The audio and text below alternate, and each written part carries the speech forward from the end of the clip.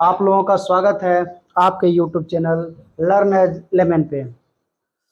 मैं राजीव कुमार आज आप लोगों के लिए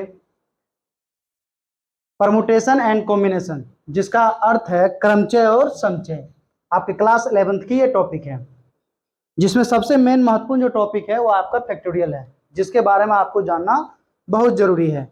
इसके बगैर आप परमुटेशन और कॉम्बिनेशन का काम नहीं कर सकते हैं। फैक्टोरियल जो होता है, इसका साइन होता है एक तो आपको इस टाइप का, और अनेक अलग अलग बुकों में आपको इस टाइप का भी साइन मिलेगा। इसका अर्थ क्या होता है, इस चीजों के बारे में आपको आज बताना है हमें।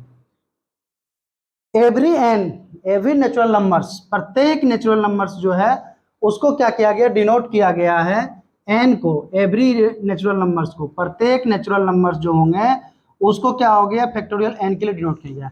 इस एन का अर्थ क्या होता है, आप एन का मतलब समझ लीजिए, एक से लेके dot dot dot dot dot, आप 1 2 3 4 से लेके कहां तक, एन टर्म तक। या इसको आप ऐसे भी लिख सकते हैं, 1 2 3 4 डॉट डॉट n-2 n-1 और n। इसका अर्थ यही हुआ। आप इससे समझ सकते हैं कि फैक्टोरियल n का मतलब क्या होता है। जैसे अगर आप कहा जाएगा एग्जाम्पल के रूप में पूछते हैं फैक्टोरियल 4, तो फैक्टोरियल 4 को आप क्या लिख सकते हैं, 1 2 3 4, मतलब कहां तक, 1 से लेके 4 तक।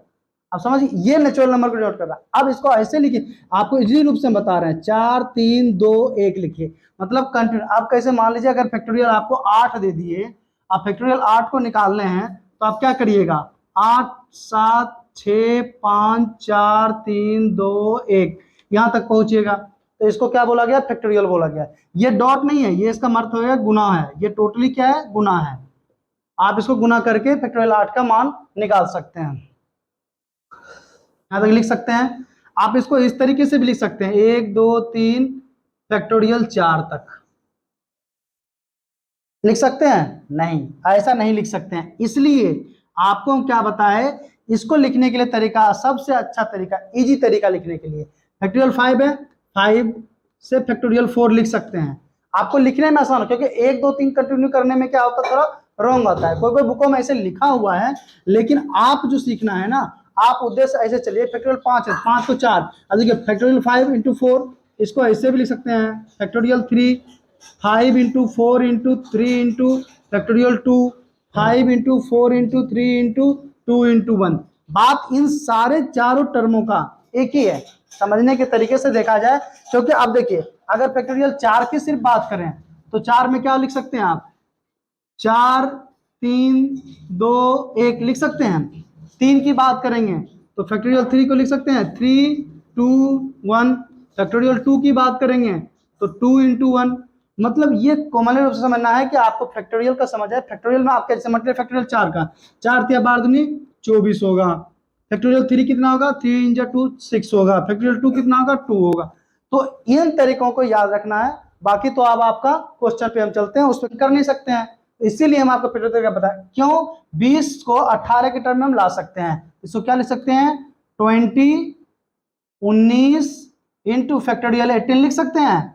ऐसे सवाल रहे आप इजिली रूप से, फैक्टोरियल 18, फैक्टोरियल 18 से फैक्टोरियल 18 कैंसिल हो गया, तो 20 इंटू 19 कितना हो गया बताइए, 19 2 3s, ये 308 आंसर हो गया। अब इसी तरह से फैक्टोरियल दूसरा क्वेश्चन आपको देखिए, 10 है और 6 और 4 के फॉर्म में आप ला सकते हैं, इजी रूप से लाइए।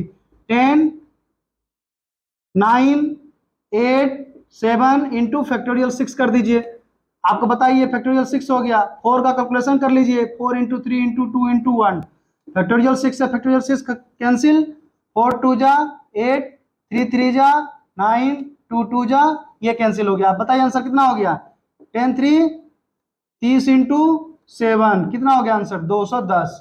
ये आपका ऐसा क्वेश्चन आएगा। इस तरीके के क्वेश्चन जो भी आया, आप इसको इजिली रूप से आप सॉल्व कर सकते हैं। अब आपके पास क्वेश्चन, अगर मान लीजिए क्वेश्चन दे दे कि आपको इस डाटा में दे दे, मान लीजिए कोई डाटा आपको दे दिया, आप उसको कहे कि आप इसको फैक्टोरियल के टर्म में कन्वर्ट, क्या करिएगा आप, 6 है 7 है 8 है 9 है 10 है, तो इसको आप ऐसा कर सकते हैं। करने के लिए इसमें आप कितने, 5 कम है, इसमें फैक्टोरियल 5 से मल्टीप्लाई कर दीजिए और नीचे फैक्टोरियल 5 ले लीजिए, ऐसा कर सकते हैं। तो अब देखिए, आप फैक्टोरियल 5 आ गया तो फैक्टोरियल 5 को क्या लिखिएगा बताइए, 5 इंटू 4 इंटू 3 इंटू 2 इंटू 1 लिख सकते हैं। अब बाकी क्या हो गया, 6 7 8 9 10, यहां तक का ये टर्म बन गया, नीचे आपका फैक्टोरियल 5 ही है। अब बताइए फैक्टोरियल 10 हो गया, इसको लिख दीजिएगा फैक्टोरियल 10, इसके फैक्टोरियल 5, ये आपका हो गया फैक्टोरियल के फॉर्म में। तो ऐसे क्वेश्चन आए तो इसको इजीली रूप से आप इस तरीके से सॉल्व कीजिए, फैक्टोरियल में कोई दिक्कत नहीं होता, बस आपको परमुटेशन और कॉम्बिनेशन में दिक्कत आएगी, जिसको समझना बहुत जरूरी है। अब आपको नेक्स्ट क्वेश्चन, एलसीएम कैसे निकाला जाता है। जैसे कि आपको पता है कि किसी भी बचपन में पढ़ते थे कि 4 5 और 6 इसका एलसीएम निकालना है, तो आराम से आप ऐसे निकालते थे, 2 दूनी 4 5 2 3 6। अब ये तीनों अलग अलग टर्म है तो सीधे मल्टीप्लाई कर देते थे और आंसर ले आते थे कि हाँ भाई ये आंसर अब कितना हो जाएगा, 2 दूनी 4 5 चौक 20 या 60, ये आंसर आपका हो जाता था एलसीएम। लेकिन जब आपके इस टर्म में फैक्टोरियल लग जाए तो इस टर्म को कैसे आप एलसीएम निकालिएगा, तो इनके लिए भी आपके पास एक बहुत अच्छा तरीका है। एलसीएम का मतलब होता है तीनों में जो कॉमन हो, तीनों में जो कॉमन हो वो आपका एलसीएम कहलाता है। पढ़े ही हैं तीनों का कॉमन। अब जैसे देखिए फैक्टोरियल 4, ठीक है फैक्टोरियल 4 लिख लिए, फैक्टोरियल 5 को आप क्या लिखिएगा, 5 इंटू फैक्टोरियल 4 लिखिएगा, 6 को क्या लिखिएगा, 6 इंटू 5 इंटू फैक्टोरियल 4 लिखिएगा। बताइए अब जरा देखिए इन तीनों में क्या कॉमन आ रहा है, इन तीनों में कॉमन आ रहा है आपका फैक्टोरियल 4, तो फैक्टोरियल 4 क्या हो गया बाहर। अब आपके पास क्या बच रहा है 6 और 5, मतलब देखिए 5 5 दोनों में है, तो इन दोनों से कॉमन क्या निकल जाएगा 5, फिर एक आपका क्या बच गया, लास्ट का डिजिट बच गया 5 6, मतलब जो जो कॉमन है वो तो पहले लिखा गया छटके, फिर बाकी इन दोनों में भी कॉमन क्या मिल रहा है 5, और बाकी का जो लास्ट का डिजिट बचेगा वो तो लेना ही लेना है, इसी को कहा जाता है एलसीएम। अब ये देखिए 6 5 4, तो क्या बन जाएगा, आपको 4 का मतलब है नेचुरल नंबर तक आएगा 1 तक, तो ये बना गया आपका आंसर, क्या कहे 4 को लिख सकते हैं 4 3 2 1 इंटू 5 इंटू 6, इन तीनों में क्या बन गया फैक्टोरियल 6। मतलब एक तरीके से देखा जाए तो एलसीएम हमेशा जो आपका अगर कांस्टेंट है, एक के साथ एक चल रहा है, तो सबसे लास्ट डिजिट वाला आपका क्या हो जाएगा एलसीएम कहलाएगा। अगर ऐसे क्वेश्चन कोई भी रहे, मान लीजिए 2 3 4 रहे, आप इसमें एलसीएम लगा दें, तो इसका पूछ दें कि आपका इसका एलसीएम बताओ, तो आंसर डायरेक्ट आंख मूंद के क्या करोगे फैक्टोरियल 4 मार दोगे। अगर 5 है 3 है और 2 है, अब तब ऐसा रहे तब आपका आंसर ऐसा नहीं बनेगा, तब इसके लिए आपको ये कैलकुलेशन करना पड़ेगा। ठीक है बच्चों, नेक्स्ट क्वेश्चन, सबका कॉमन बनाना है। तो देखिए यहाँ क्या है 1 अपॉन फैक्टोरियल 9 है, इसको ऐसा ही रखिए, जो सब बड़ा है उसको छोटा के फॉर्म में लीजिए, 10 इंटू फैक्टोरियल 9, इसको भी क्या करेंगे x को 11 इंटू 10 इंटू फैक्टोरियल 9, तीनों में देखिए आपको फैक्टोरियल कॉमन है, तो इससे आप फैक्टोरियल 9 1 अपॉन 9 कॉमन ले लीजिएगा, तो 1 अपॉन 10 हो जाएगा। इसमें क्या हो जाएगा x equal to 11 into 10 into 1 upon factorial 9, तो 1 upon factorial 9 1 upon factorial 9 cancel, तो अब आपके पास क्या है x इक्वल टू 11 इंटू 10 कितना हो गया 110। अब इसका आराम से आप सोल्यूशन कर सकते हैं, 10 एलसीएम हो गया, तो 10 प्लस 1 हो जाएगा, ये equal to x equal to कितना हो गया 11 10 110।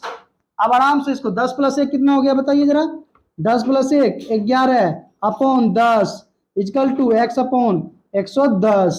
अब आराम से x की वैल्यू निकल गया, बताइए 11 इंटू 110 अपॉन 10, 0 0 कैंसिल, x का मान कितना 121।